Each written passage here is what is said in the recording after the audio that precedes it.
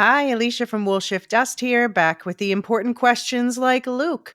Would you rather do the dive through 320 feet of water to turn a water pump back on, or go bungee jumping through the silo shaft on an automated winch system a la Sherlock's a couple weeks ago? Well, since we were told in the feedback episode that that would have split me in half had I actually done it, I think I've got to go with the scuba diving. But I have Hmm. been thinking about that question since you sent me the notes a few hours ago, and yeah, I'm not crash hot on either, to be honest.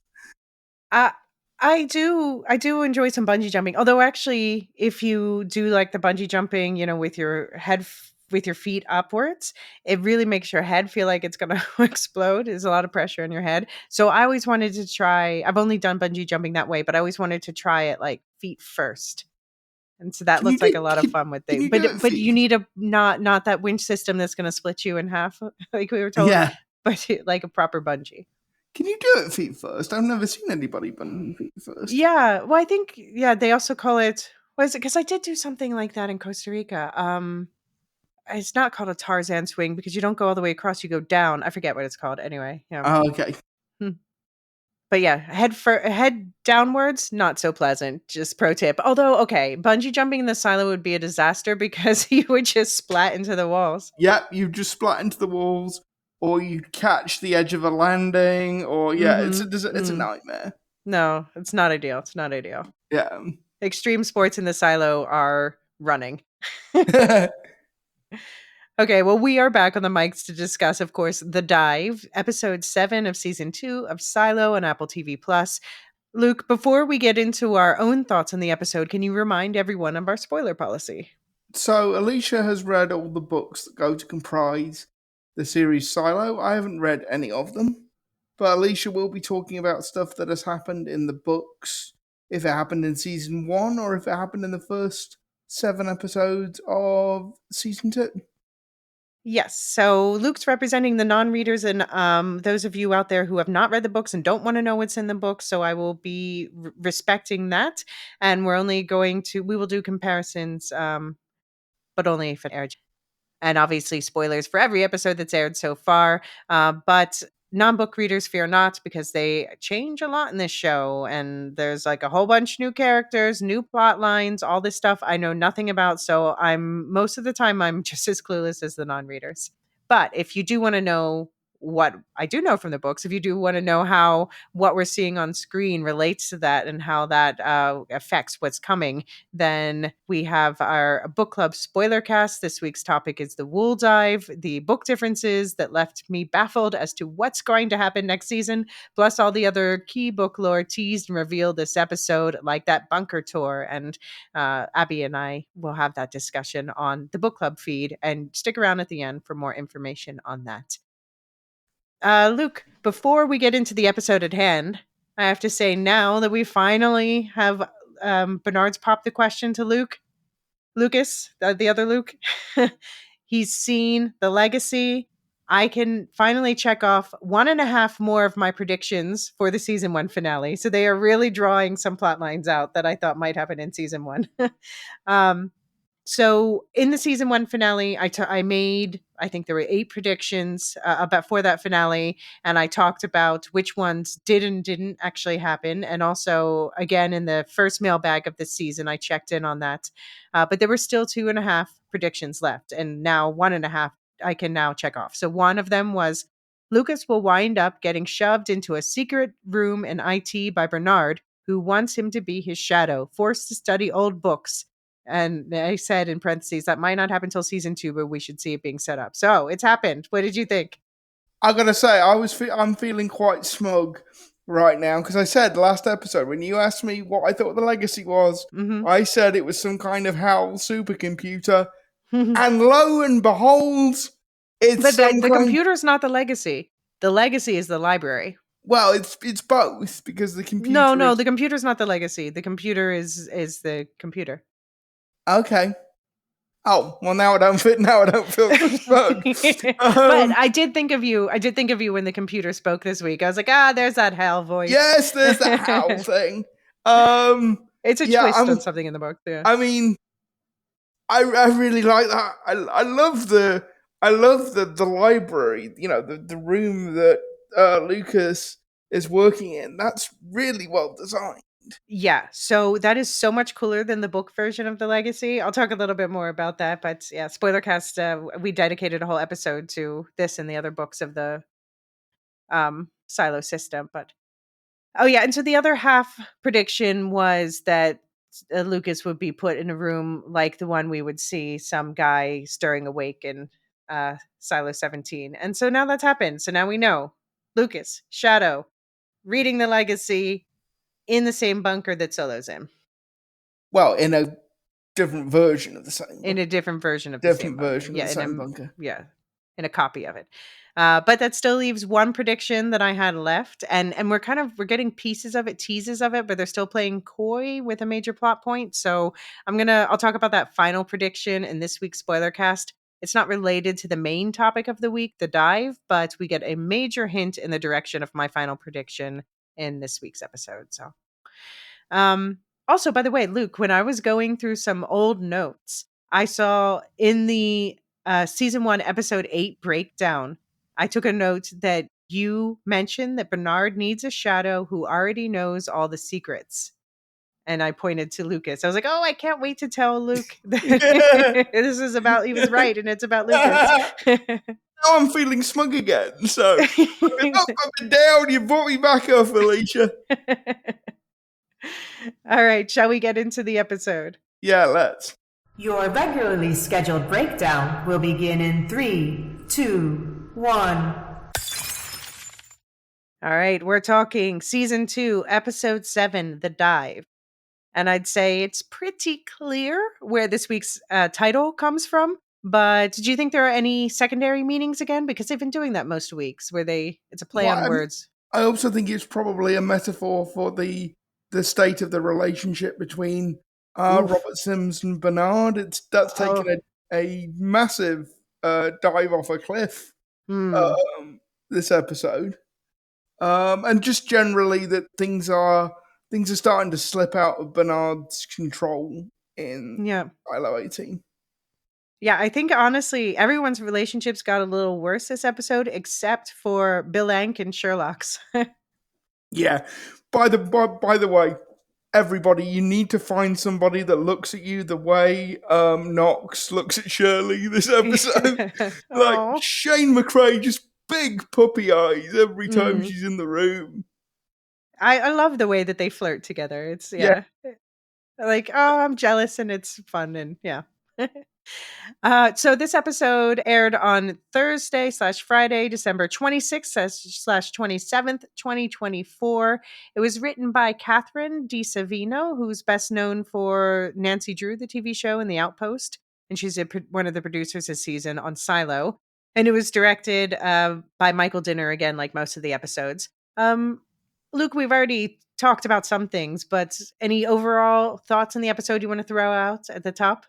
yeah, like this deterioration of the relationship between Sims and Bernard, like it's got to come to a head soon.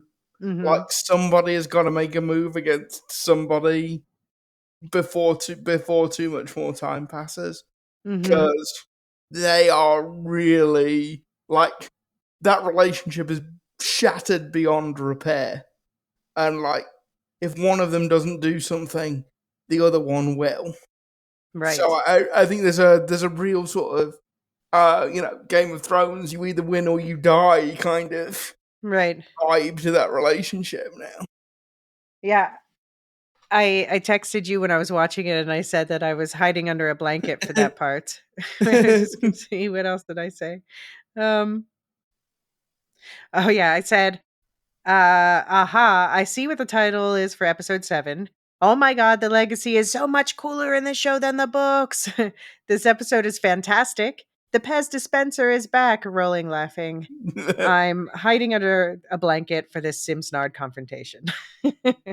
Yeah, I think we've got to retire Simsnard because they are not a partnership anymore. Like, No, we say Bernard, Big Paws, Sims. yeah, Yeah. So who's worse then between them? who's the end of the scale? Gotta be Bernard. There's Yeah. not much in it, but it's gotta be Bernard. Okay. No, that's fair. All right. Yeah, so those were my overall thoughts on the episode. My one complaint for Apple is apparently we've gotten too far ahead that we no longer get subtitles and ADs. Oh, So there were some things I was like, is he saying the Vaults library? But I'll bring that up when it comes up. Yeah, my hearing's not perfect by a long shot. Um, but yeah, we're going to talk through, as usual, one arc at a time. So we're going to start this week with everything going on in Silo 18 before switching over to Juliet and Solo for the titular dive. So that we'll be talking in events in a somewhat different order than they happen on TV, beginning with the legacy! Sitting with the legacy. Just as I'd hoped, the episode opens with Bernard, Tim Robbins, giving Lucas Avinash a tour of the head of IT bunker. Bernard makes Lucas report his name and new status to the computer, which is verbally verified by a flat computer voice. Welcome, Lucas Kyle, he is told. We heard, by the way, when they were signing in, 6 peeps on the keypad to unlock the bunker. So that means it is a 6-digit code, which means those numbers we saw on the chalkboard in episode 4 probably were the the codes to try to figure out how to get it in. attempts at the code. Also, that's really cool because you hear the pips before, Right. it's just a black screen and you hear the pips. That's really cool. Yeah, I like that too. That was a good transition. Yeah, because I Yeah. wondered for a minute. I was like, wait, is the screen, not I- working? Is the yeah, video you did not? the same thing I did. Of it's just what?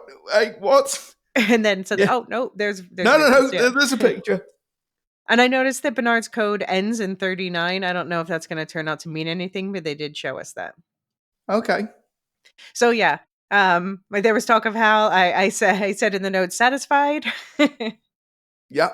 Did you got your Hal moment? Do you have Yeah, any thoughts on this definitely. computer system? Only that we now know that it is far more, like orders of magnitude, more advanced than anything else in the silo. I mean, it contains basically all of human knowledge, except that anything related to why the silo was created has seemingly been edited out. Mm-hmm. We do find out the interesting tidbit that the silo is 352 years old. Yeah. God was able to find out that much. That is that's interesting. It is a longer timeline than with the books, which doesn't really mean anything, but it just makes me wonder, like, ooh, what are they? Why that? Because they've been so specific with the timelines, and mostly they've lined up with the book. So it's like, why are they changing that? So Lucas, he's pointed toward the living quarters. So indeed, that door that we saw in the corner that we talked about in the corner before, it's now open and you can see a bed and stuff inside. And he's told he'll be living here while he familiarizes himself with the legacy. And Bernard says the food is all right, the bed is comfortable. So I guess we're going to see soon where Solo's been getting his and Juliet's food from. Yeah, and we know where Solo was sleeping because we've raised that question several times. Right. We know. Okay, so full disclosure, have I an knew answer that to I knew there had to be a bedroom in there somewhere. Yeah.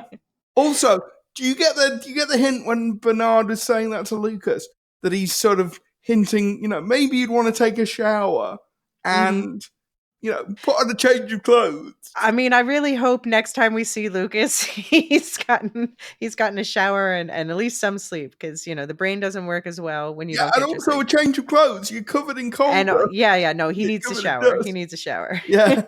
It's been days. And I need to know, where's his mom? He was worried about her in season 1. Where is she now? But this is the thing. I think Avi Nash does a really good job with Lucas this episode because on the one hand, he's intimidated by Bernard. On the other hand, he is the ultimate kid in the candy store. You have this guy whose defining characteristic is intellectual curiosity. And all of a sudden, he has so much more knowledge than he ever thought possible, literally at his fingertips. So, I mean, it's almost as though this is like Lucas's path to the dark side. The road to hell is going to be paved with good intentions. I fear with for books. Lucas, it's not going to be actually not good intentions. It's going to be paved with curiosity. He may be the cat. He may be the Mm, proverbial cat that gets killed. mm. Because he is happy as a pig in muck. Right. Well, I would This be. episode. Yeah, I mean, describe the legacy to people. So it's basically an iPad kind of device that you communicate with by talking to it, like um, an Right. Alexa. But it has the sum total of all human knowledge that made it into the silo. But what Uh, about the setting? oh, it's like this vast library, and it's got like photos of stained glass windows, and it's got a massive planetarium showing the planets, the sun, and it's really like richly carpeted and Mm, decorated compared to the rest of the silo. It's all like richly wood paneled. It'd be a great office actually. It'd be a fantastic office. yeah, and there's so many books. And there's like Ming vases in the back and just like random human artifacts and Yeah, statues and art and and yeah, apparently like this is a fraction of the number of books and that are object on that art iPad contained. thing. Yeah. Yeah, Yeah. Tablet, as those of us who are non-Apple users say. Oh, I sorry. shouldn't say that on this podcast. um Other pads are available. other yeah, I'm an Android girl. Uh, But yeah, it's way cooler than the book, I have to say, The Legacy. So in the book, The Legacy is basically like a bunch of encyclopedias and shelves of tins. So I thought, we still see in the bunker, there's those steppy things on the walls, Yeah. that it kind of looks like artwork, but there's definitely drawers in there. I could see them even more clearly in this, that there were drawers in there. I thought that was going to be full of tins of The Legacy, and then at some point I started to realize, I was like, oh, well, I think the legacy in this version is it's not just going to be encyclopedias, it's going to be like media, like the songs that Solo's been listening to, the books that Mary Meadow has, all those Yeah. things. Wouldn't it? But Wouldn't it's it? so much more than I expected. It's really cool. It is. And wouldn't it be awesome, like, if you had a? I mean, I suppose you kind of do with your phone, but you had a a piece of technology that gave you instant access to every piece of music ever Yeah. recorded. Well, I can just like it's just with Solo, you think so. Solo's been in. I really need to see his version of the library Yeah. now. I'm like, how was that look like? But basically, he spent however much time he's been in there. He's spent going down Wikipedia rabbit holes with this endless library at his fingertips. Like, oh, that just sounds perfect. Hmm. But yeah, so Lucas asks where all the pristine relics in this secret library came from, and Bernard says that they're technically not relics. They are the whole of human history, knowledge, and art, as Luke said. I'm gonna call you Lucas now. He says everything he can see and more than Lucas could imagine is stored on the computer system, and he shows Lucas how to use a tablet to search the entirety of the library for the things he is looking for. Yeah, so one of the things where I wanted subtitles was he said something about like these physical books are but a fraction of, and I think he said the vaults library. That makes the most Yeah, he sense. did. Okay, thank you. He did. Um, and I had to laugh with like the Ming vases and stuff in the background, and Meadows had a frisbee as her centerpiece in her apartment. Yeah, well, I think there's a limit to what you could smuggle out. And actually, was that what Meadows was doing? Was she like bit by when she was Bernard Shadow? Was she bit by little bit smuggling stuff out of Oh, there? I imagine that these were just given to her as a sort of like shut up and be judge kind of Yeah. thing as part of the deal. Yeah. Um, Bernard says when he first became Shadow himself, he searched for the answers to all the questions we all have. And as you mentioned, the silos built 352 years ago was the only thing that he found. And we talked about the timeline from the books in last week's spoiler cast. But yeah, my first response to this was Bernard used to search for answers. Like, did the reality of this job beat all the curiosity out of him? Quite possibly. Right. So Bernard tells Lucas that the only thing that matters is breaking Salvador Quinn's code, and he quizzes him. Why is this so important? It's like he and Mary kind of unlocked like their favorite new pet trick. They're like, look at him think. Look at him. You just give him you pepper him with questions and he thinks about them. But Lucas pieces together that Bernard must be worried that whatever Salvador Quinn went to such great lengths to conceal in this letter during the last rebellion must be worse, more dangerous than the rebellion itself. And we just recorded the feedback episode for episodes 4 and 5, and someone basically said this. So Yeah, on the money, yeah. well done. They are the real life version of Lucas Kyle. Yeah. Yeah. So Bernard needs to know what that hidden information is. Yeah, what do you think? I mean, any new thoughts on what the letter could be hiding? No, not really. It can't be about the green and the visors because Bernard clearly already knows all about that. Could it have something to do with the tunnel at the bottom? Yes, it could. I think it may also be that Salvador Quinn might have found out more about why the silos were originally built and who Hmm. built them Hmm. and what Okay. purpose they might serve. Mm-hmm. Going Mm-hmm. back to the theory about this all being a social experiment. Right. So Bernard helps Lucas look up the library's information on secret codes and ciphers so that Lucas can continue his code breaking work. And then, when shit starts going down in the silo, aka what we're going to be talking about for most of the rest of the episode, Bernard leaves Lucas to it. We check in on Lucas later, and he's realizing that it might be a different type of cipher altogether. He barges into Bernard's office toward the end of the episode saying, "It's a book cipher. Each letter corresponds to a number, which corresponds to a specific word on a specific page of a specific book. They just need to figure out what book that is."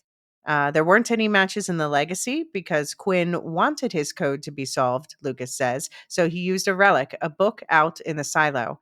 It must be a book over 140 years old, since before the rebellion, and Bernard says he knew one person in the silo who had access to such relics, and her favorite book was The Wizard of Oz, which Bernard has held on to after her death, so they'll start there. That was kind of a sad moment again. Why am I feeling sad for him? He killed her. Yeah. And also, I do wish TV shows would come up with a different kind of cipher than a book code. Everything seems to be a book code in every show you watch. Mm. If there is a code to be broken, it's a book code.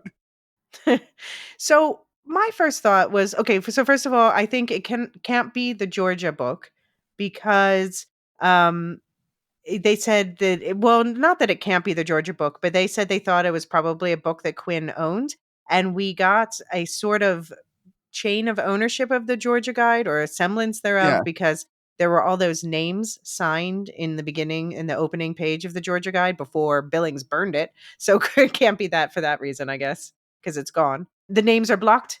T, Amelia C, OBJ, Melody, Gloria, Anne, and George. None of those sound at all like Salvador Quinn. And oh, was his daughter Anna though? Could his daughter be George's mom? No, that's too far apart. Anyway, sorry.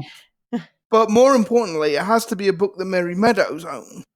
Why? Because as Oh, far as we know, she is the only person that has ever broken the code. this Right. code. So it Right. has to be a book that she owned, which is why Right. starting with the Wizard of Oz Yeah, that's a good place makes to start. sense. Yeah, But my first thought was that it would be the pact because that's something everyone has access to. you're right. Because oh shit, yeah. Because Lucas's point is it couldn't be something in the legacy because Right. only two people would know about it. And if it Mhm. were the Wizard of Oz, only Salvador Quinn and the person that owned that book at any given moment would know about it. So yeah, it has to be something that everybody had access to, or at So I least guess most people do.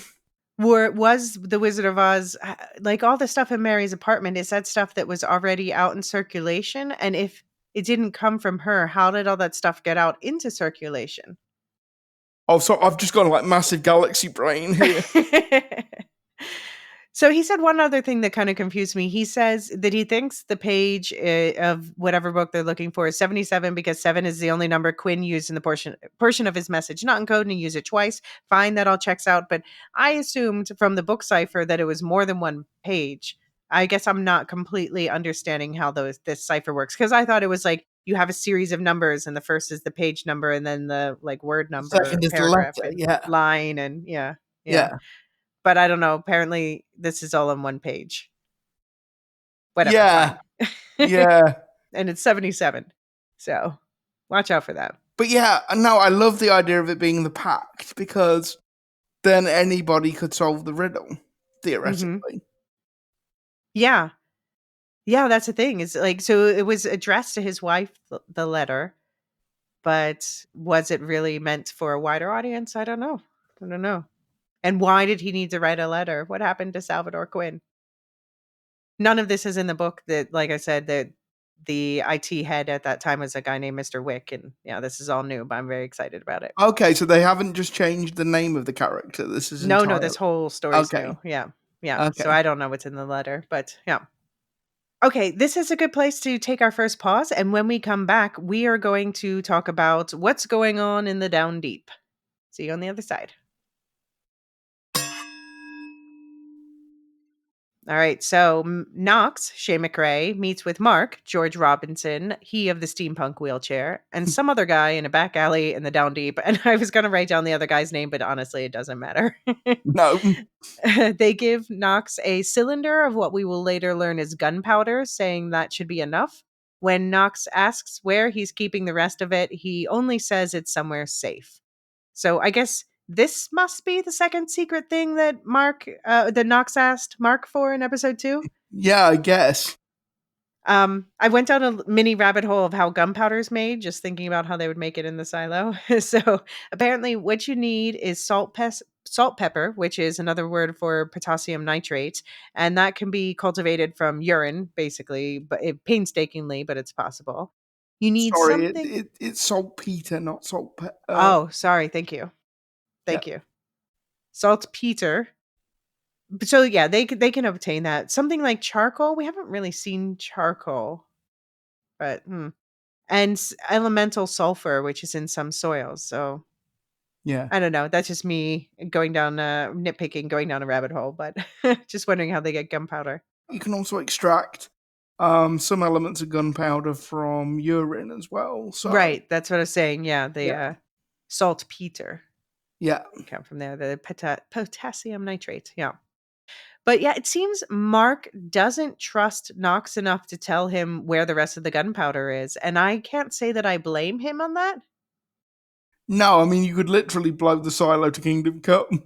Yeah. And I think he's worries that Knox is a little too off the cuff, a little too, yeah. Yeah, and then Knox Much of a probably loose doesn't cannon. help. Probably doesn't help his case by pretending to drop said Nope. canister of Exactly. gunpowder. Exactly. He's like, yeah, I made the right decision. Ha ha ha. Very funny joke. When we all blow up. Super funny, Knox. Meanwhile, Shirley, Remy Milner, and Teddy Olatunji are in the cafeteria collecting whatever paper the citizens of the Deep can spare. And when we next see them, they are with Martha Walker, Harriet Walter. They're setting off some sort of human sized rocket to go up the open shaft of the silo. At the top, a parachute pops out, and the sides open as it spins, spewing out slips of that paper that rain down. The slips are made from the paper that they collected, but now they're cut into pieces, and on them is written a message. IT lies to us. Mechanical wants the truth. What happened to Juliet? How did Meadows really die? What is IT hiding? Look and see. So, by the way, the Trixie trailer, they showed Juliet Lives written on the paper instead of this whole long ass message. Yeah, yeah, It's want to point out that the camera focused on a woman who is collecting a message, and that is, again, Raider Jean, played by Kairika Sinani. And she is the one who's Billing's former student who had to tattle when he showed up at Juliet's apartment during their search last season, but who also this season refused to say that she'd heard Juliet say she wanted to go outside when she was arrested in the cornfield. So they're keeping her in play, reminding us she's there and that she is reading this stuff and perhaps brewing some doubts. Yeah, she's definitely going to turn on Bernard and Judicial at some point, right? She's yeah. not a book character, I don't know, but I would think so. yeah, yeah. What'd you think of the device? That was really cool. That was really cool, and also I love the parachute Mm-hmm. that they put in it to retard it as well. And also there's a great bit where they sort of light the fuse Mm-hmm. and it goes up into the rocket. and Teddy thinks it's fizzled out, and he Right. starts to walk forward, and Walker And Martha's like, just no. pushes him back. Yeah. That would have been a time when Juliet would have punched him in the face. Sorry, not over Exactly. it. Yeah. um, yeah, no, it was really cool. And then later when Bernard's like, we were attacked by, and then you see the deputies looking at each other. They're like the spinny whirly thing with the pieces of paper. Oh yeah. Ooh. But I think the scarier thing though is that it's the gunpowder, because that means they have gunpowder and they're not Yeah. supposed to have gunpowder. We don't know how much Right. gunpowder they have. Because, you can explode your little whirly paper delivery system, but also gunpowder can be used for a lot more dangerous things. Yeah. Yeah. And Bernard's there when this happens. He came running after he was paged when he was in the Legacy Library with Lucas, and that flat robo voice said, Mayor Holland, there's a Delta event in the central shaft. And first of all, I don't know what a Delta event is. That's not a thing from the books. It's a new show lingo. So my initial guess is something bad. Any Yeah. thoughts? Something bad, or at least something very unexpected anyway. Yeah, like, is it worse than like a beta event? Yeah. A gamma event is in between? Yeah, but not as bad as an epsilon event, presumably. I mean, where does the scale go to? Exactly. Does it make it to Omega, or are you like, or is Epsilon the end? I think Omega is probably somebody's attempting to pop the lid on the side. Yeah. I mean, because if it goes all the way to Omega, then the Delta is the fourth letter. It's D basically. So that's not so bad. But what if it's 4 out of 5 levels? Yeah. Yeah. Not that I know that it's levels at all. This is just like me spitballing here. But yeah, Bernard is predictably frustrated with Amundsen, played by Christian Ochoa Lavernia. And Amundsen's living up to that, having that level of competency of someone who would hand you a stapler when you're looking for a hard drive. But at least he can identify the smell of gunpowder. Seriously, Elysia, it was one mistake. Just let the stapler go. But Does also, this plug into a computer? I feel like we could just cut the line. Bernard is frustrated with Amundsen, and we can just insert that in episode after episode after episode. Amundsen did something dumb. No. Yeah. No, it's not actually. I mean, he's trying real hard. Actually, I should have more empathy for him, because he didn't really know what he was getting into. He just got a promotion at work, and now it's like really hard, and Bernard expects a lot and just scary, Yeah. and Sims is getting in his face, and poor Amundsen. Yeah. But yeah, as Bernard is reading the message on the slips of paper, a blackout rolls up the silo from mechanical. It becomes strikingly clear that one department still has electricity when the rest is cut off. And that department is, of course, IT. And the crowd murmurs in shocked speculation. Bernard runs into IT to shut off the lights. So yeah, Bernard again with his whole shtick of don't look at the screens, disconnect radio communications, turn off the lights, everyone hide your eyes and ears. Nothing's happening. I mean, we did see the rolling blackout in the trailer, but it's very cool. Yeah. It's very cool. Yeah. A concerned Sheriff Billings, Chinaza Uche, and Deputy Hank, Billy Postlethwaite, or as Luke likes to call them collectively, Billank, they descend to the control room just as the lights come back on to confront Knox and Shirley, who are obviously behind the blackout. So we've got Billank versus Sherlock's. And Sherlock says it was the only way to get the message out, get people on their side. Billings says the people of the silo will just think they're crazy or see them as the enemy for shutting off the power, though Sherlock points out that they turned it right back on. I do like Hank's response to that, which is, that's like saying you hit me, but it's like saying I hit you, but I'm not hitting you anymore. Yeah. There's like some asshole saying I hit you, but hey, look, I stopped. That's not how we make friends. Hank had a lot of good lines this episode. I enjoyed Hank this episode. So yeah, your concern for the longevity of the couples in this show, does that extend to Billank? No, because they're not a romantic couple. It's only romance that has to die. Yeah, no. This show seems to have like a horror movie slasher aesthetic, which is if you are in any way romantically involved, one or both partners is dead. Okay, so Billings says to Sherlock's, "We are not your allies. We are the sheriff's department." But it seems like that attitude is evolving over the course of this episode. What do you think? Yeah, like Billings is on a journey, Mm-hmm. and he hasn't reached the end of it by this episode, but he's a good bit further down the road. Yeah. I am surprised though how often Hank is being the company man, like I am the law, even though like they are cut off from we see Bernard later with all the deputies at a meeting. They're not there. They're like out of it. I think it might have been episode 6 where Hank talks about, putting his hand on the pact, and swearing an oath, swearing his oath as a deputy with Holston. Mhm. And because Hank is a friendly guy, because he is of the down deep. Mhm. I think there's a tendency for us to like discount that part of Hank's character, but that clearly Right. mean more to him than I think we thought it did. Right. Yeah, I mean, it's he has been consistent in this characterization in the show. So, I Yeah, can't complain about it. I think I just myself it's the same way like Shirley and Knox, the way they treat them is just like so casual. They're not actually afraid ever that they're going to arrest them for real or.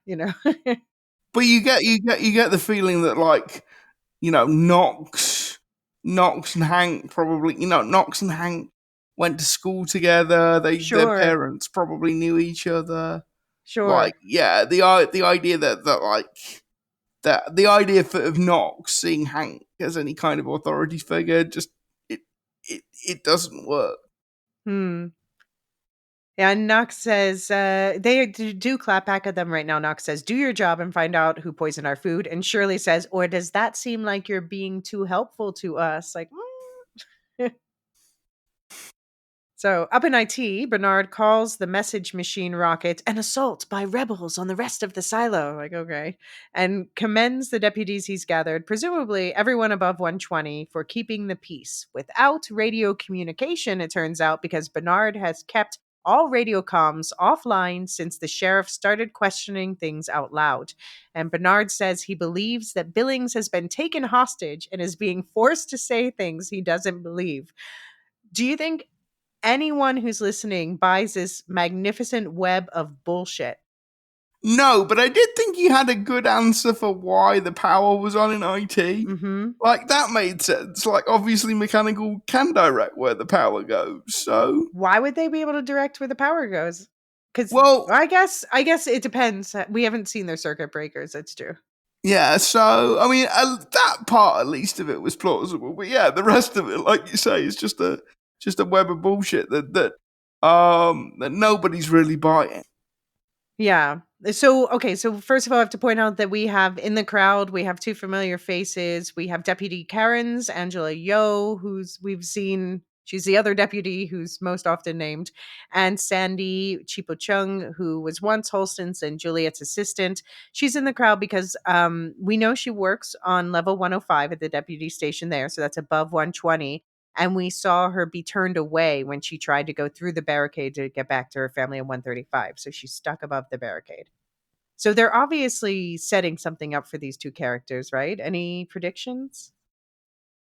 They might be the ones leading an insurrection within the sheriff's department in the Hmm. next couple of episodes. Oh, you know what I just thought of? They were having, we'll talk about this later on, but they were having some discussion about who they could trust. Obviously they can't get a message. They couldn't get a message upstairs. We'll talk about that later, but maybe they'll say, oh, that's someone we could get a message to. Sandy. Maybe, yeah, maybe. Well, Sandy dares to ask Bernard about the notes that fell out of the sky that say IT lies, and she asks about the power that stayed on in IT. And this is where Bernard says that mechanical can control who does and doesn't get power, and they intentionally left the lights on for a few seconds to cast doubt on IT and Bernard himself. Poor victim Bernard. They're under attack, and he's declaring judicial law. Um, does Sandy need to watch out, or is she too low on his radar? No, like, come on, you can't just black bag everybody that asks questions.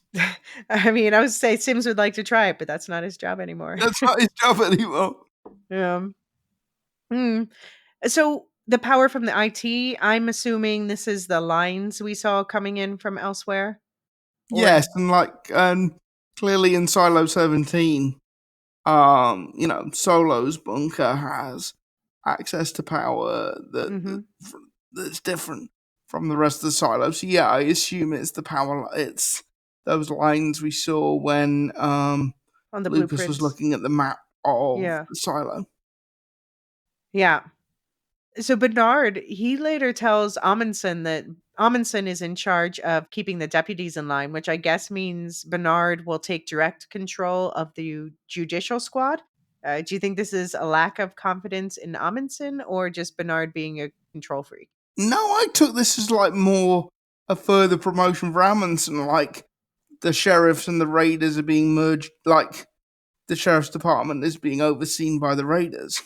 Well, they already said that earlier when Sims was in charge, but now he told Amundsen he's specifically in charge of the sheriff, of the not the sheriffs, the deputies. So I thought that he was actually being given less control than Sims. Okay, Sims well, was in charge of the Raiders. okay, we'll see. All right. Well, judicial seclusion. And speaking of gagged and bagged, it turns out Billings was right about Carla McLean, played by Claire Perkins, being kept in judicial seclusion. At least it looks like she was gagged and bagged a bit more tenderly than Patrick was. We don't see a gag, we don't see a bag, just a blindfold. Apparently, Carla is refusing to speak to Amundsen. She wants to talk to Bernard, so Bernard has come, but she won't answer any questions about gunpowder and mechanical, though she says she knows exactly how much there is, until Bernard tells her the status of the other three she fled with. Those other three, Martha, Knox, and Shirley, of course made it back to the Down Deep, where they now roam freely, but Bernard doesn't want to tell her that, so he leaves her there alone to think some more. He tells Amundsen later that even if she did talk, she would likely be lying. Yeah, and like, how would she know how much gunpowder has been produced? Yeah, I was wondering about that, but I mean, I guess it has something to do with the fact she's head of supply. So I suppose I Yeah, maybe they're probably not making the gunpowder there. Is probably they have something they have stockpiled. Um, yeah, she might have like some idea of like how much. Yeah, well, I you're think right. She might have an idea of like how much how many raw ingredients they have. well, I think they might just have like finished gunpowder stockpiled in supply. And so he's like, "How did that get out, and how much?" Because she should know how much absolute levels there are of gunpowder, right? As head of supply, she should know how much of Yeah, everything they have. but beyond like the pistols that the raiders use, what else would you need the gunpowder? I mean, I suppose that's what it's probably for the Yeah, guns, you yeah. would. You wouldn't need that much of it. I better safe than sorry, I suppose. Maybe. But, I mean, the thing is that, of course, they just don't want the down deepers to have it. Yeah, that's true. And my other major question is, where is Danny? He's not okay, I didn't expect him to be in the same room as her, but we're on episode 7 now, and they keep mentioning this man's name, and they will not tell us what happened to him. Okay, if we get to episode 10 and they still haven't seen Daddy, it's like, I'm going to scream. yeah, Alicia's gonna hold out. She's gonna rage monster. But meanwhile, Martha's going through old things down in her workshop and pulls out a picture of Carla, visibly upset. She throws it, breaking the glass. Poor Martha, poor Carla. Yeah.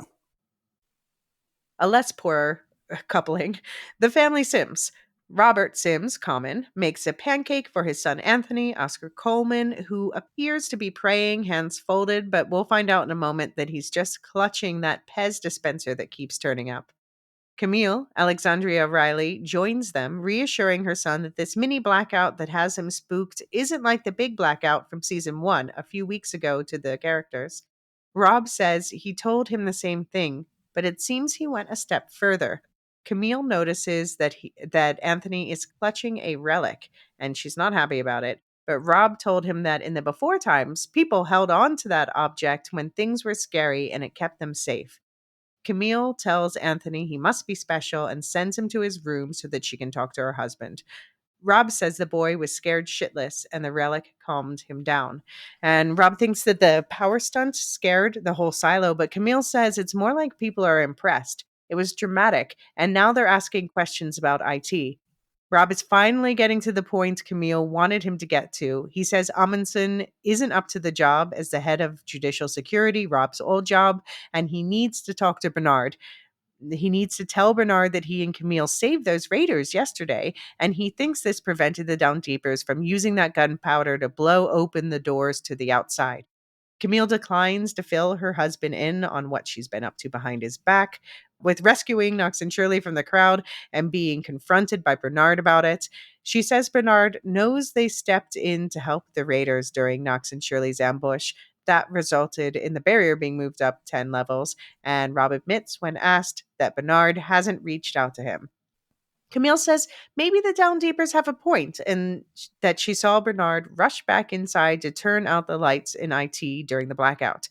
She says he shouldn't go to Bernard, which would be a kindness to Bernard, but he should hold out for Bernard to come to him, to put himself in a relative position of power during the conversation.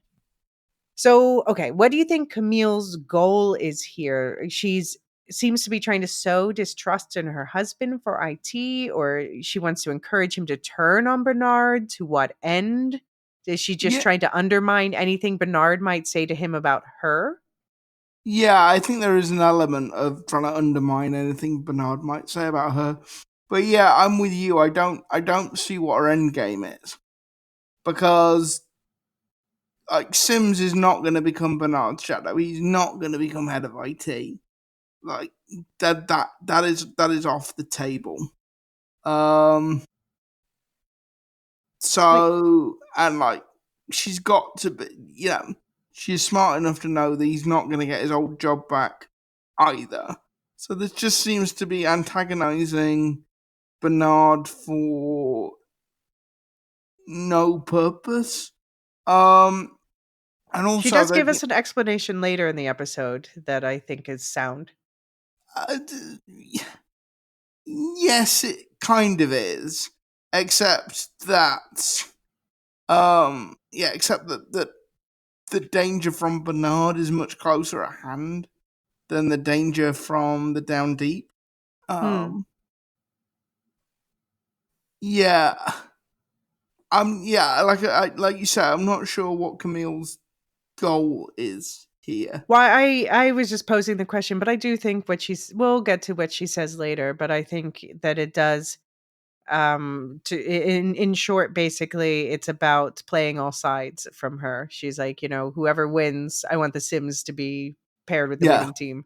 yeah, But yeah, obviously at this point at least, the Down Deepers are not actually trying to blow open the doors to the outside, but Rob is like obsessed with this idea that yeah. he He's a like dog with imagines he's a dog with a bone. everyone from the Down Deep wants to rush the door and blow open the silo. Um, why do you think that is, that he's so fixated on that? Well, but he's a securocrat. His job is to keep the silo safe and in order, and like his worst case scenario is people trying to get outside. Um, and yeah, he's been sort of socialized into from a very young age because, as we've discussed previously, his dad was a janitor as well. He's sort of been socialized into that. That's the worst thing that can happen. Mhm. So yeah, that's why he's like a dog with a bone with this particular idea. What do you think about the fact that Rob lied to his son about the pet dispenser? Is that like the same as Santa, or is that better or worse? um, there's a. It's funny you should say that because there's a story doing the rounds in the press here at the moment about a vicar that went into a school assembly in a primary school and started explaining to the kids that Santa isn't real. And now there's like this whole backlash of all the parents of this school like writing angry letters to the school and the diocese, and yeah. um What do you think that Sims would do if someone came and told, his son. What if Bernard came and told Anthony that that's just a Pez dispenser? It's for dispensing candy, and your father's bullshitting you. Oh yeah, no, no, no, no. I think there might be a bad act. There might be an unfortunate trip over the rail. Were you happy to see the Pez dispenser back? Yeah, the Pez dispenser. It's the Deus ex machina of the whole silo. It's like, yeah, when we get to the end of the show, I was just going to be like, everything is explained by the Pez dispenser. All roads lead to the Pez dispenser. I mean, now that we've seen The Legacy, I really need to see a book or film or something that references Pez dispensers. Like, Graham Yost, bring it all together. Let us know how, like, it's some old commercial that's. Yeah. uh, Well, so Bernard later asks Amundsen about a warrant to search supply, which Amundsen is right. Bernard doesn't need a warrant since they're in, emergency powers mode, but Bernard wants to maintain at least the appearance of order. However, Amundsen reports Judge Sims won't sign off on it until he can talk to Bernard on his home turf, the judge's chambers. So Bernard goes to see Sims and remind him that his new job is to sign whatever Bernard tells him to sign and then go home. Sims says no. He says he's done Bernard's dirty work for a decade on the understanding that Bernard would make him his shadow. And Bernard says he once wanted to do just that, but he had reservations deep down because Rob lacks curiosity. So he never did it. And then he totally rubs in Sims' face that he got a new shadow and it's Lucas Kyle. Like, how much does Sims hate that upstart stargazer now? I just, I love this entire scene because it's like a teenage breakup. It's got that Hmm. exact same energy. So With tinges of potential murder. yeah, when like Sims going, Lucas Kyle? Yeah. Like, Not him. the You absolute, left me for that guy? yeah, the absolute incredulity in Sims's He's supposed voice. to be in the mines. Yeah, the absolute incredulity in Sims's voice is brilliant. And also like the way, because this is the angriest I think we've seen Bernard in the entire Mm. show. Like, Bernard is really monumentally pissed off.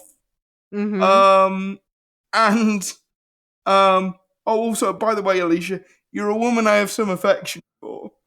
I thought that was a come on, like Bernard. Oh, that he's That is yeah, yeah. not a way to describe the. That is not a way to describe Mary Well, Meadows. okay. But granted, he's not gonna, he's definitely not gonna say nice things to Sims. But you know what I love of Tim Robbins' portrayal of Bernard is all these micro expressions.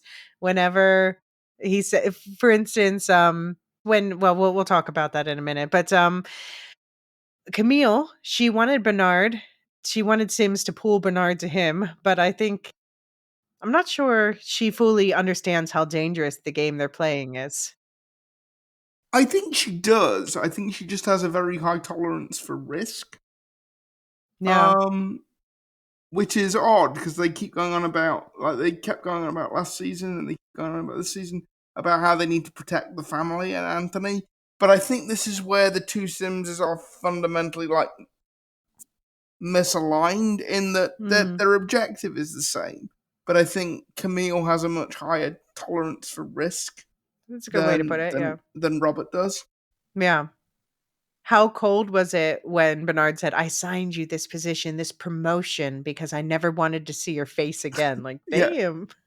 No, the one I thought was like, I did want to make you my shadow, but I never quite got round to it. Yeah. He's being so cold and all the little faces he makes. Yeah, Uh, but at least Sims is smart enough to put together that Lucas sitting in Bernard's office means that that's the who the new shadow is. So he's still smarter than Amundsen. yeah. And Sims, It's not a high bar to clear, but he no. cleared it. And Sims scoffs at Bernard allying himself with the likes of Lucas Kyle and Amundsen, and obviously he's not wrong about the latter. And he points out that meanwhile, Bernard's lost the sheriff and the deputies and judicial are likely to follow. And he says, I think we both know that Amundsen is useless, adding, you didn't know about the gunpowder because he doesn't even know what to look for. And Sims says that he and Camille saved those raiders yesterday, not Amundsen. And in return, Bernard tells him it's his fault that he had to kill Mary Meadows. And now it's for nothing because Rob's own wife helped those fugitives get back to safety. But Rob knew that, right? Considering how close they are. And that flicker of a smile when Bernard realizes he gets to tell Sims that his wife has been lying to him is just bone chilling. Yep. He took a great deal of satisfaction in that. Yeah. I think they're both right about the mean things they say about each other, but that's neither here nor there. Yeah. So Rob is waiting for Camille in the dark when she gets home after this. She knows immediately what it's about, and she says she did it to make some friends down deep. And she didn't tell her husband because she didn't want to get in the way of him trying to make up with Bernard. She wanted to protect Rob so that he had plausible deniability when Bernard inevitably found out what she was up to. So, yeah, I don't know. I kind of buy this explanation, but do you less so? I buy it, but I think it's a bit of a. Again, I don't think she's thought it all the way through. Because this is the thing. Even if the Down Deepers win, Bernard is not going to let the Simses be on the winning side. Like, the last thing Bernard will do is take them out, almost out of spite at this point. Hmm. So like I get what she's saying, but Bernard is a far more immediate danger to them. Mhm. And like I don't see a scenario where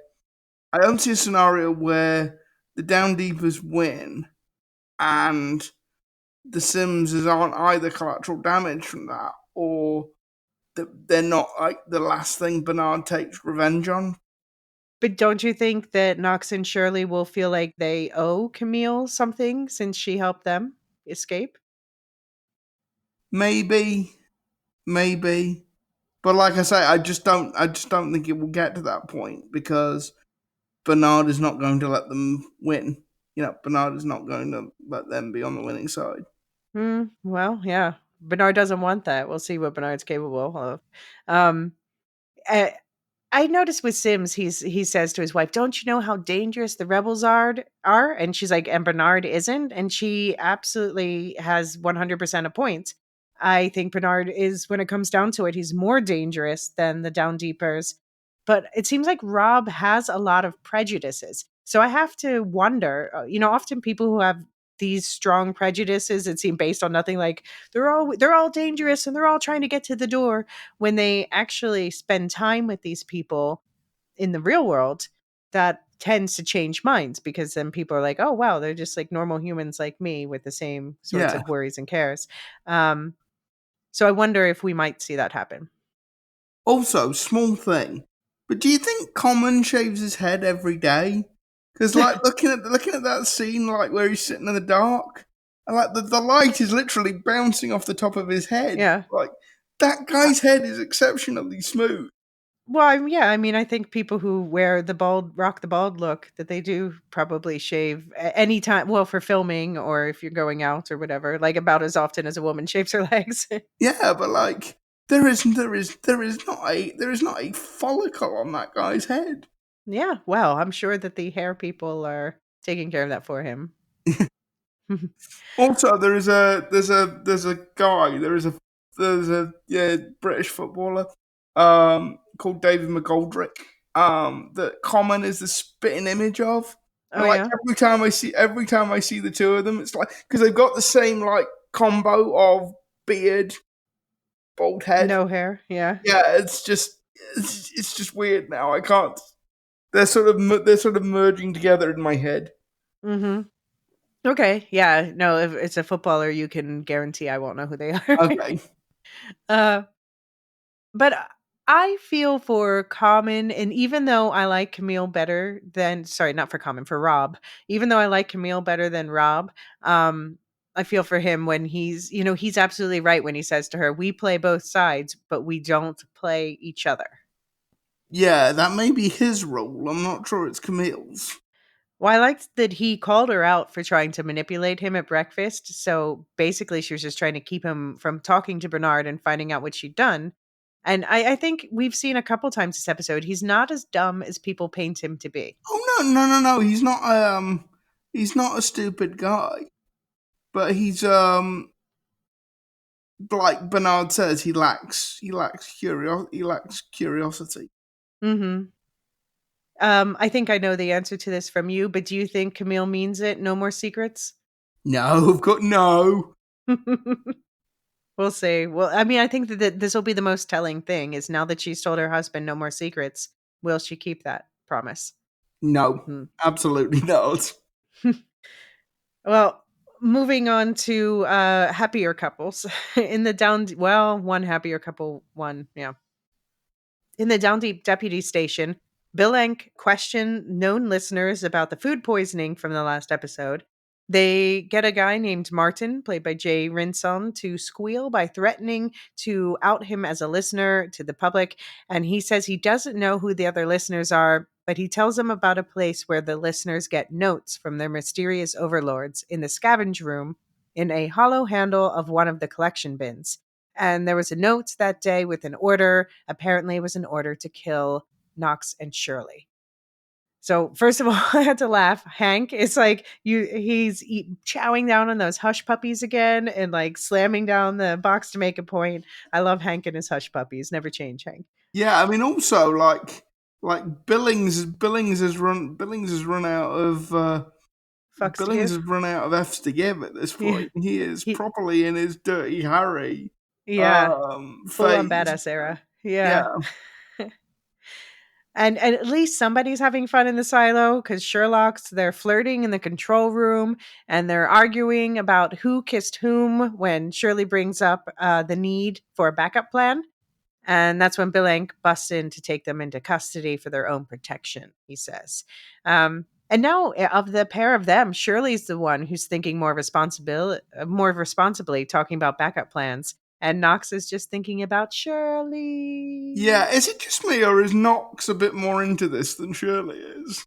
It seems like it. She's like, okay, let's talk serious things. He's like, let's talk about our kiss. Yeah, the way Shane McCrane looks at Remy Miller this episode, it's like Mm. big sad puppy eyes. Yeah. I mean, I think she's into it too, but I think he's like really smitten. Yeah. Yeah, he is. Bless him. So next, Hank goes to apply the pressure on Frances Saccharissa Claxton, who is spending time with her uncle Patrick, Rick Gomez, as he recovers. And Hank says that Frances has shady contacts, so he wants her to use them to figure out who poisoned the food. And she tells him to fuck off, and he returns to Team Bill / Sherlock's empty-handed. And Billings, back on his super detective shit, says, let's start by checking who has access to the scavenge room, someone who could have left that note. Shirley wants to send a message back to those who would have them killed, like a message in the abstract way. And she and Knox prove there's no situation too dire to fight through. And Martha walks in and totally calls them all it. Yeah.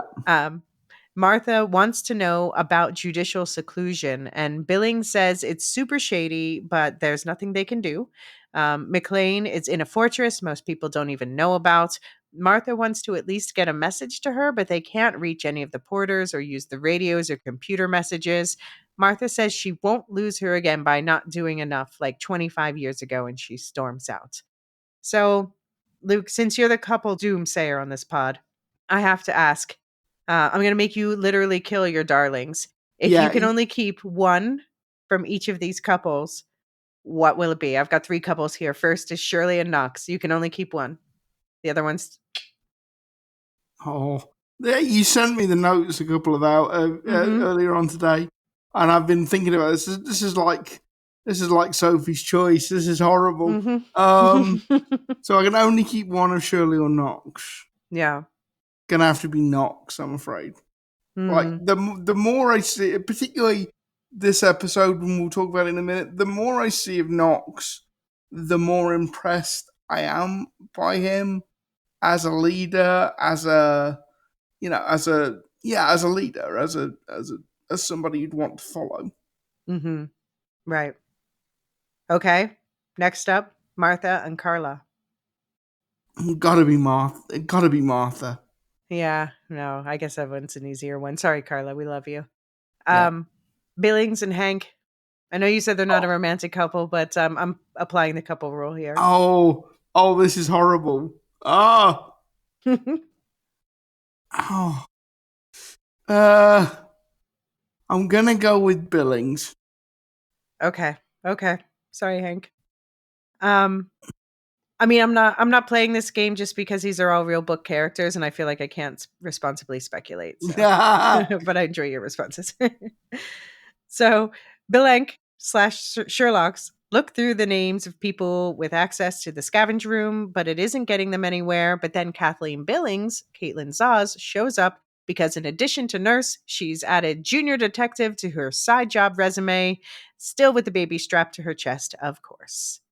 And she says she got lying vibes from Frances, so she followed her after Hank left because Kathleen was there in the background doing nursing stuff with Patrick.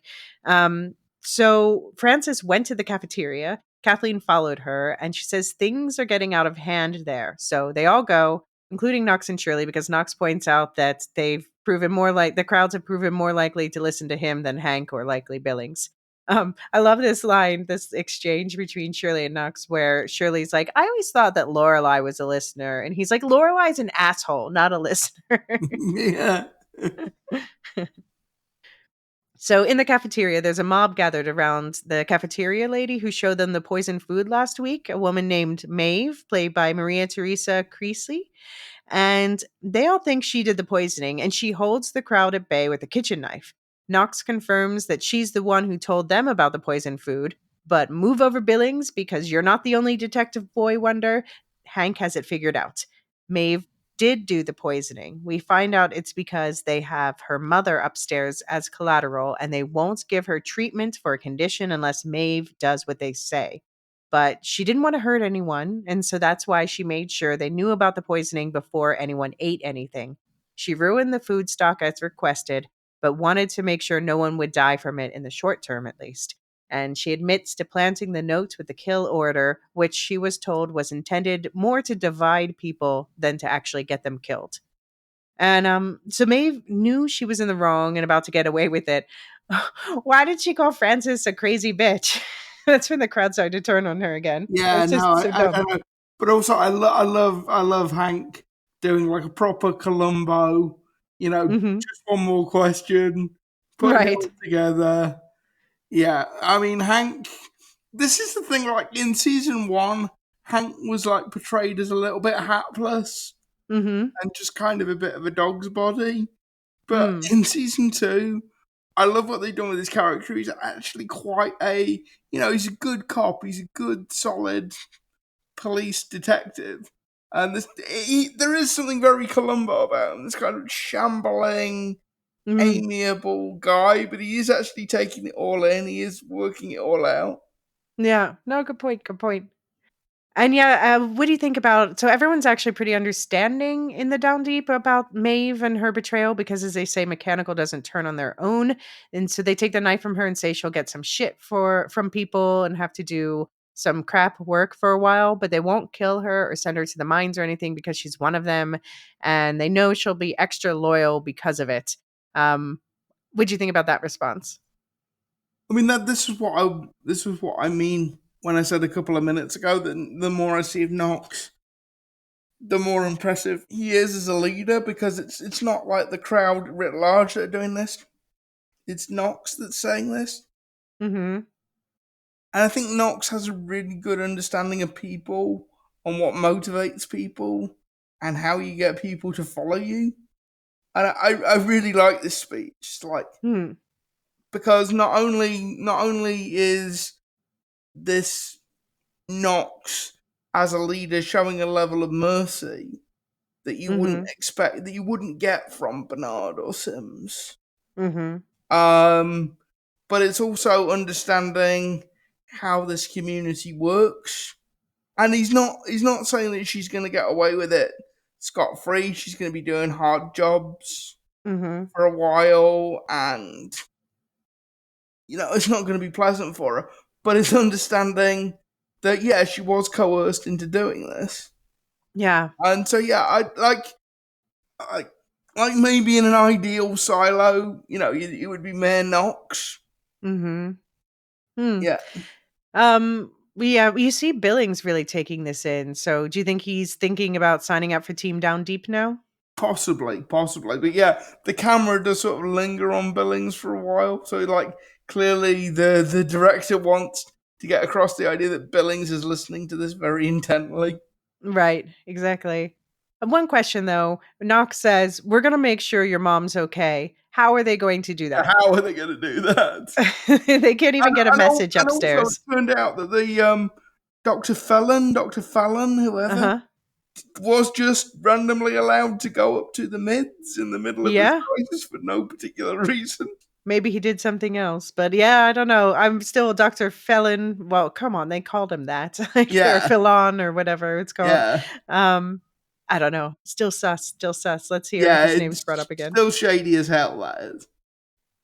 Okay, one other question though. So this whole forgiving thing that they've done with one of their own, do you think that Mechanical would be willing to extend any of this mercy to outsiders as well? That's a good question, and I don't. I'm not sure. Hmm. I'm not sure. Yeah. I think that's a measure of a society too, is how do you treat people from the out group as well? But yeah, you know what I mean though. Like there's no way in a million years that Bernard or Sims would do that. It wouldn't No, enter their head. it's not in the order. Yeah, Yeah. Well, Martha's not going to be told that she can't talk to the up top. While all this is going on, she's busy reconnecting the camera in her workshop, and she lets the watchers see her and then disconnects it again. And message received. Amundsen tells Bernard that Martha turned on her camera, and he tells him that they've been reviewing footage of McLean to see if they could find her handling gunpowder at any point. No luck there, but they notice that she and Martha seem to have something going, and it turns out they used to be married. So, okay, Amundsen, he got plus 10 points for him. He got one. yeah. You know what? That was pretty good work, Amundsen. Hmm. Um, and yeah, like um, Bernard Bernard says in the most sinister way ever, but they still mean something to each other. Yeah. It's like, could you be any more sinister Yeah. right now, Bernard? Something tells me that Martha's not as safe as she was before, but then how are they going to get to her if Yeah. she's way down there? Yeah. Or and then well, no. This is the thing: is Martha going to turn the camera back on? And then, Well, and is Martha going to betray is Martha going to betray the down deep? you mean turn cameras elsewhere back on? No. Turn the camera back on in her because this. I'm not. I'm unclear on this. Do the cameras have sound, or is it just pictures? Oh, we haven't really seen sound. You would think that they would, but yeah, we haven't seen Yeah, that yet. Hmm. because I was So wondering if like you think Martha would betray the Down Deep for Carla? For Carla, maybe. Oh wow. I don't know. I don't know if I could buy that from her. That would be very disappointing to me. Um, but I do notice that he says specifically, again, this is brought up twice this episode. They divorced 25 years ago. They keep bringing up this 25 years thing. Yeah, So and it's the same as when Meadows did her runaway thing. I'm wondering if they're linked and if there's a yeah. reveal coming the next 3 episodes. Could Carla be some kind of relation of Meadows? What would that matter? I don't know, but I don't think so because then Carla would be like, "Oh, we're going up to see my cousin or yeah, whatever." yes, that's true. Yeah, yeah. Forget it. Yeah, no, that was just brain fart. um, but Bernard, so they make a point of showing Bernard drinking again, but he immediately snaps to when Amundsen shows up. So I guess he metabolizes it well. I suppose this means A, that he drinks somewhat regularly, and B, that he is, as the late great Meadows put it, 7 feet tall. Yeah, and also I like the like Tim Robbins has a thing. You can tell when Bernard has snapped back to duty because he does the button up on his collar. Mm-hmm. Like yeah, when he's sort of off duty, he undoes the top button on that collar, Yeah. and then when he snaps back to it, he does the button back up He like a even little took his tick. whole jacket off when he was hanging out with Meadows. So, Yeah, that she was special. All right. Any thoughts on Silo 18? Um, Only that I don't think this situation between Bernard and the Simses can carry on much longer. Mm, Like it's got to come to a head pretty yeah. soon, I would think. I mean, this season for sure. Yeah. Yeah. They're setting up an explosion, probably a literal one, but we'll see. This gunpowder's been brought up. Okay, well, we're going to take a quick break here. And when we come back, we're going to check in on Julia and Solo and their big dive. Just a moment. So Juliet's feeling much better now in Silo 17 after that course of antibiotics, but she is mad that Solo has stolen and hidden her suit to force her to help him with the pump problem. She promises she'll come back as soon as she helps her own people if he gives the suit back. She says that Solo has more time than they do 10 months, he said himself. But he's worried about all the eventualities. What if she dies or doesn't come back or isn't allowed to come back or any other horribly specific thing he can think of? So he refuses to give her the suit until she helps him. Yeah, do we think Solo holding her hostage, which is like a very different setup from the books, it probably has as much to do with him not wanting to lose company as with the flooding thing, Yes. I think. But yeah. Yeah, I think that's right. I just wanted to point out that she studies the wires connected to the circuit breaker, which just go up and disappear into the wall where it meets the ceiling. This doesn't really tell us anything new, but the camera work pointed it out, so I thought I would too. I guess this is saying about where the power comes into IT separately. Yeah. Yeah. So Juliet needs to dive down 8 full levels this time to reach the pump and connect a wire that Solo can connect to his mysterious power source in IT, but she needs to figure out how to manifest 300 feet of waterproof cable somehow, and of course, breathe that far underwater too. Solo offers up the harmonium pedal, but she says she doesn't need the fucking harmonium pedal. She needs a power washer because of the pressure that exerts.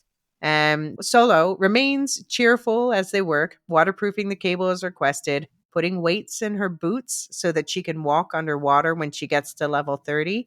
And he attaches a bell to his end of the escape line so that Juliet can alert him once she's plugged the wire into the pump so that he can turn the electricity to it on. And then she's to turn on the pump, and then he'll attach the escape line to the winch to reel her up. But he says, and this is important, he's got to reel her in slow so that she doesn't get the bends or she could die. And if she did get the bends, she would then need to go back underwater, but at least 20 feet. So, okay, we're going to talk more about the bends thing in just a minute when we talk about the dive itself. But was that the same winch and cable system that Shirley and Knox used in 18? You look like it. Because they weren't clear on how the porters got that. They're like, because they even pointed out, like, Knox is like, oh, you somehow got this pact approved winch system. And Calvin's like, yeah, no, but we don't want it because it takes our jobs. Yeah. So Well, we don't, maybe maybe it's something. it's like the legacy. Maybe it's just every silo when people originally went into the silo. Maybe every silo was issued with one. Yeah, maybe.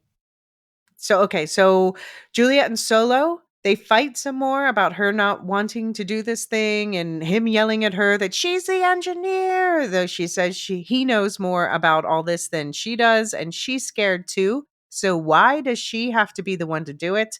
He says he's the head of IT and it's his job to make Silo 17 his priority. And she yells at him that that's not true and his name isn't even Solo. And he finally pulls her heartstrings by begging, saying he's a fuck up, not like her, and if he does it, he'll die. She can help save the whole silo and keep him from ruining everything.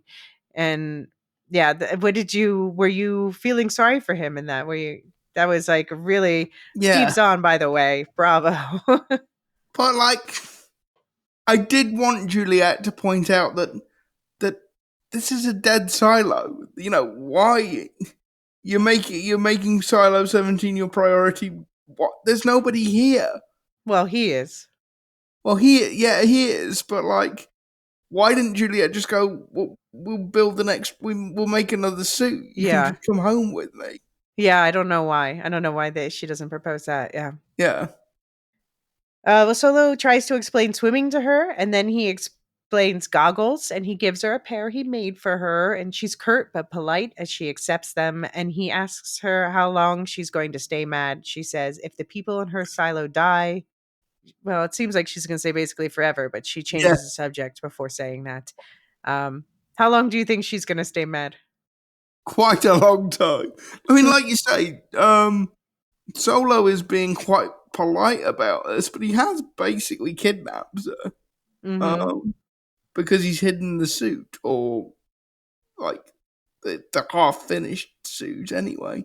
Right. Um, but on the other hand, like he doesn't have a choice because to turn the pumps back on, like whichever way you do it, it's going to require two people. You know, whoever Right.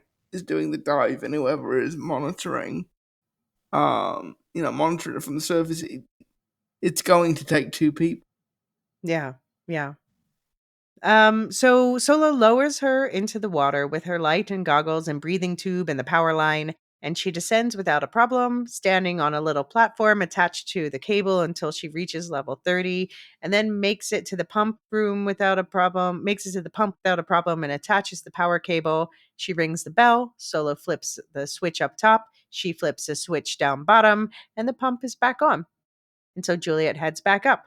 But when she pulls on the exit line to let Solo know she's ready to come up, her air hose just falls into the water and there's no air coming through anymore. She has no way to breathe. So she just follows the line and books it back up to the surface as quick as she can.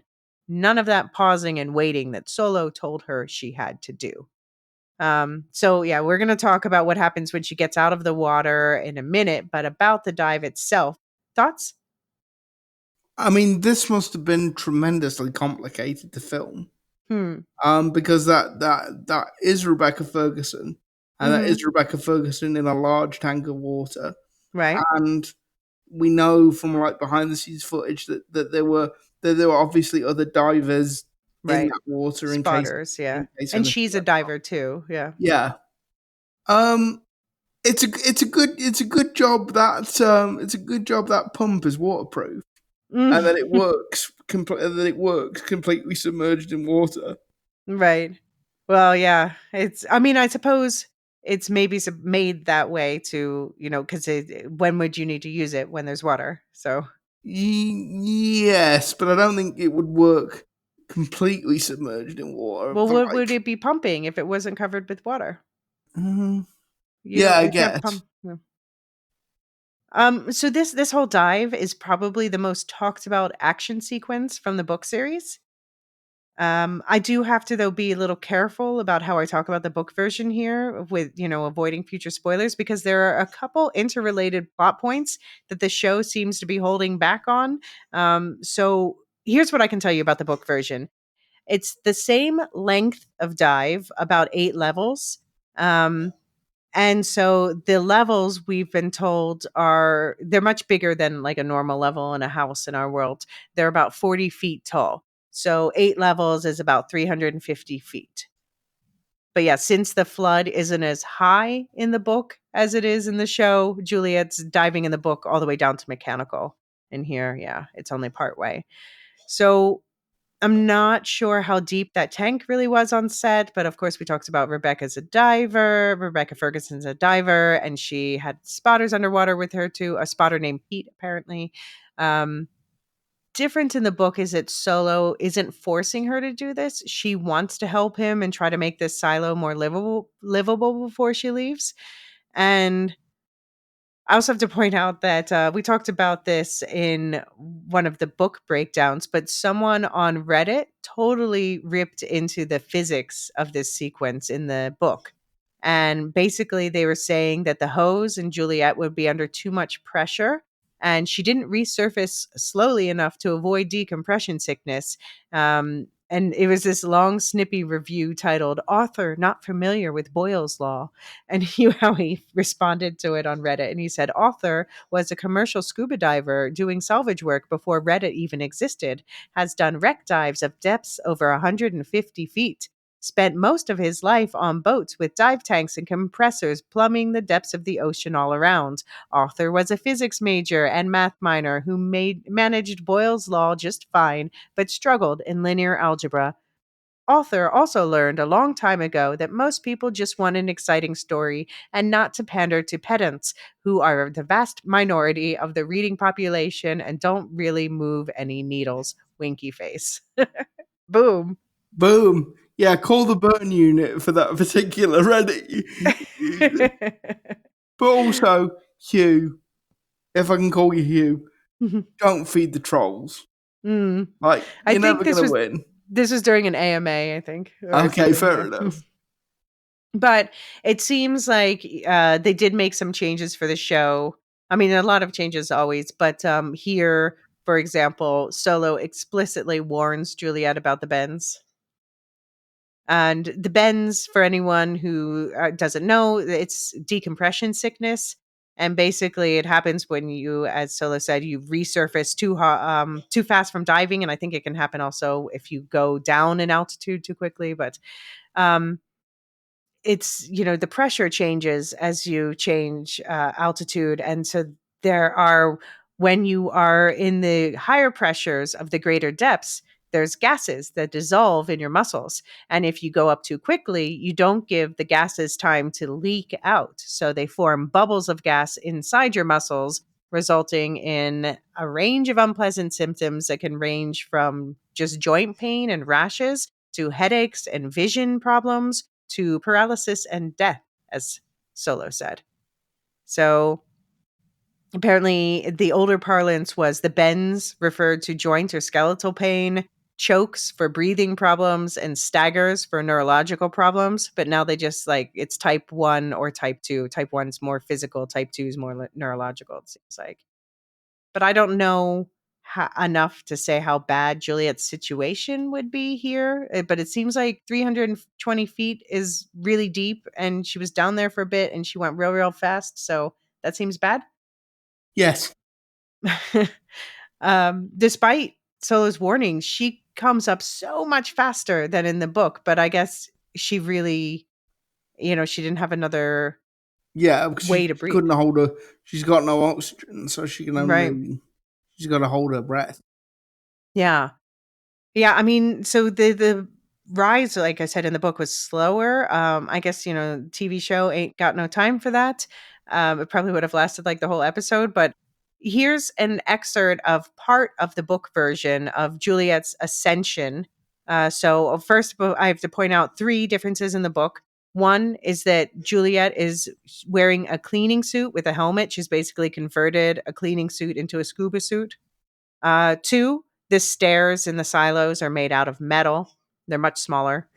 And three, the air hose hasn't fallen into the water, but it's stopped pumping air. It's still attached to, so basically, the air hose is also her exit line.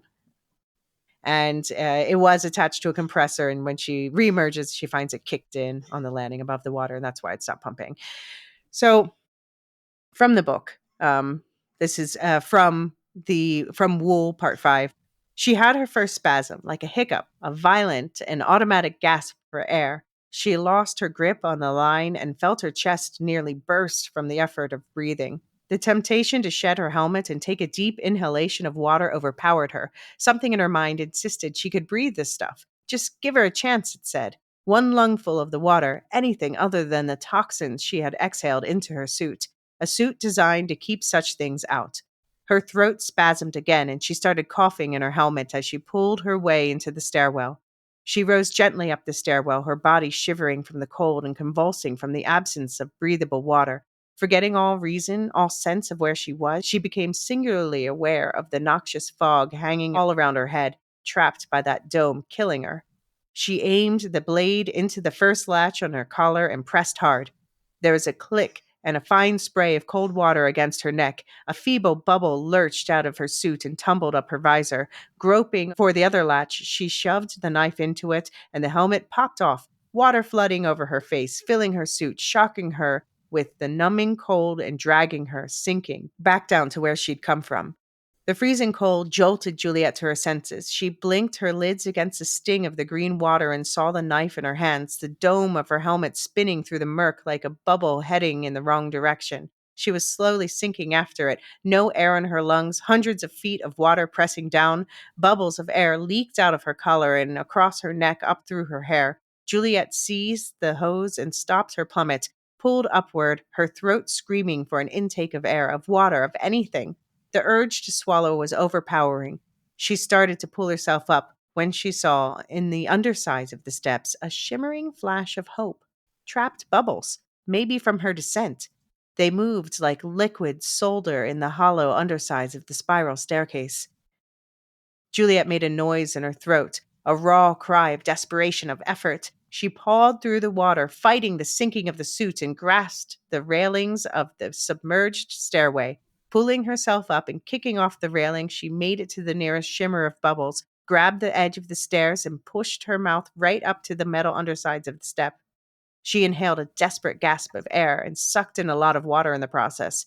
She dove her head below the surface and coughed into the water, which brought the burn of fluids invading her nose. She nearly sucked in a lungful of water, felt her heart racing and ready to burst out of her chest, stuck her face back up against the wet, rusty underside of the step, and with her lips pursed and trembling, managed to take in a gentle sip of air. The tiny flashes of light in her vision subsided. She lowered her head and blew out, away from the step, watching the bubbles of her exhalation rise, and then pressed her face close for another taste. Air. She blinked away the underwater tears of effort, of frustration, of relief, peering up the twisted maze of metal steps, many of them moving like flexible mirrors where the trapped air was stirred by her mad gyrations. She saw a pathway like no other. She kicked off and took a few steps at a time, pulling herself hand over hand in the gaps between, drinking tiny bubbles of air out of several-inch hollow beneath each tread, praising the tight welds where the diamond plate steps had been joined many hundreds of years ago. The steps had been boxed in for strength to handle the traffic of a million impacts of boots, and now they held the gaseous overflow from her descent. Her lips brushed each one, tasting metal and rust, kissing her salvation. So yeah, I wondered how they were going to do that in the show because the steps are constructed differently, and so they just like didn't do that, which I Yeah, guess makes sense. But yeah, this is just the diving part in the book goes on so long, but I understand why they didn't do that in the show. yeah. But what do you was the dive for you was I know like the action isn't necessarily as exciting to us as the politicking, but of the action scenes that we've seen so far, where does the dive rank for you? Yeah, it's got to be right up there. I didn't enjoy it as much as episode one and the building of the bridges. Mm. Um, so and like I am starting to sort of get a bit blasé about the constant Silo 17. You know, go over there, fix this, do that, complete this mission. Hmm. But now Juliet's gotten back out of the water. She's gone up too quickly. But when she crawls back up to the landing where they left from, Solo's not there. There's just there's a hatchet on the ground, but it's clean. But then there's blood splatters leading up the stairs. Thoughts on that? Yeah, so there is at least a third person in the silo. You think? Well, we thought there might be all Mm-hmm. the way back in episode one because somebody else in episode one cut that rope. Yeah. Um, so who this person or who these people are is unknown. But I hope Solo's all right. Yeah. I mean, that was a I mean, it wasn't a lot of blood. It was someone who was like spurting blood, but not a lethal amount. Maybe not, but they Mm. need seeing too, whatever that wound was. Yeah. No, there was a sizable amount of blood. There was a Yeah, very bad cut of some sort, but it wasn't the hatchet because the hatchet was clean, I thought, but I don't know, maybe I missed the blood on it. yeah, Also, question, did she throw off the goggles that he gave her underwater when she was trying to yes, come back up? Yeah, yeah, okay. yeah, yeah. That's She what I thought. did. So it does mirror that bit in the what I just read where she throws off her helmet. Yeah, Yeah. So, yeah, I guess that's gonna be the big question. I hope that they open episode 8 last time I hoped they open with Lucas. Now I hope they open with where's Solo? And actually, Silo is very good at not sort of getting cheap drama Right. by overly prolonging cliffhangers. It's something they are actually quite good at is setting this stuff up and then resolving it relatively quickly. Yeah. But now she's presumably going to have to deal with this whole situation as she deals with the Bens. Presumably, yes. So the treatment options, I looked online. Treatment options are recompression, oxygen, fluids, or anti-inflammatory non-steroids like ibuprofen or naproxen. And yeah, you should lay down, keep warm, but not too warm.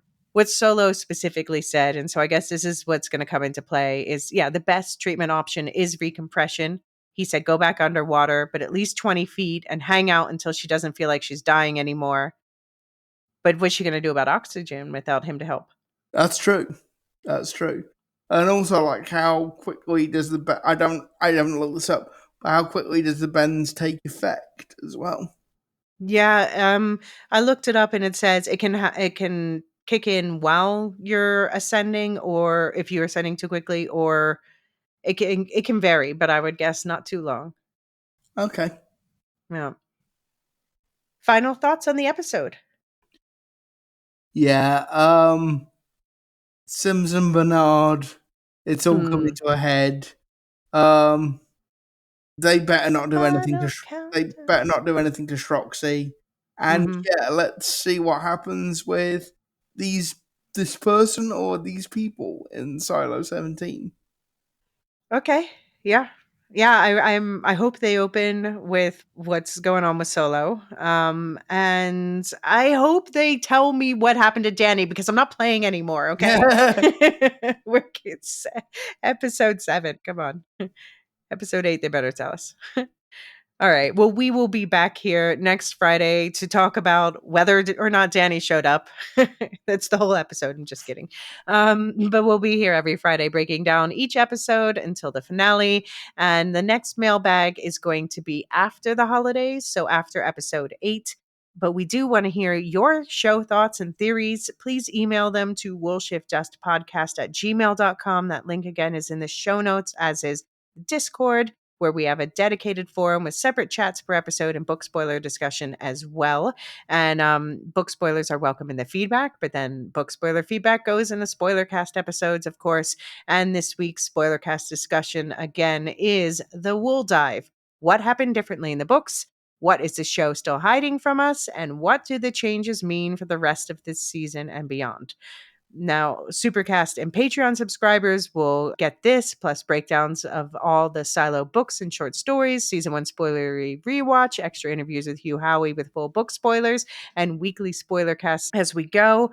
Plus, monthly or annual subscribers get additional seasonal episodes like the A Christmas Carol episode that was just recently released there, and additional Howey book breakdowns, Dune stuff coming up after Silo. And I would like to welcome new Silazins, Jackie S., Kinga, Julia OJ, Mary F., and Amy B., and new stories in Tim Yance, who not only gets all those things, but also access to the Canon Padawan timeline, which is the Star Wars Canon podcast timeline feed with different type of feed and extra episodes. And if you're interested in any of that stuff, then you can find those links in the show notes where you can explore. But there's also a new season pass option that allows you to just get the Silo episodes for a one-time fee, either season 1 in the books, season 2, or double season pass. Explore all that in the show notes. But of course, you don't have to be a subscriber to enjoy this podcast. And if you enjoyed this listen, please tell a friend. We really appreciate also all the kind words that people leave for us in the reviews. It really helps the algorithm to promote our show more and helps people to find us and give us a listen. On the rest of the network, of course, the Dune Prophecy has just wrapped up on the Lorehounds feed. And there's lots of other interesting stuff happening there, like the Wicked One Shot, Skeleton Crew, Comics Versus episodes.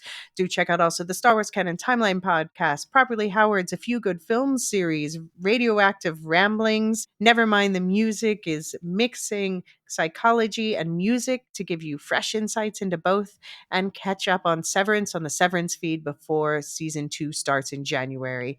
And Luke, it could be said you just put together an episode, right? Well, I mean, this will come out in a couple weeks, but Yeah. you'll have your So year end by then, so right? yeah, so when you're listening to this, our year in review episode, or actually potentially episodes, should be up. So it could be said, with my co-hosts Simon Alvey and Will Cooling, we look at British politics, we look at international politics, we look at culture, and whatever else takes our collective fancy. All right. Any final thoughts before we go? Nope. It's been a long back-to-back recording. It has been a long session. So thank you so much to my co-host Luke. I wouldn't want to ever do this without you. And thank you so much to our listeners. We really appreciate your ears and your thoughts and being part of this community. See you next Friday for episode 8. Sooner if you subscribe to Spoilercast. And until then, we'll just be following that trail of blood upstairs, hoping we don't get the bends.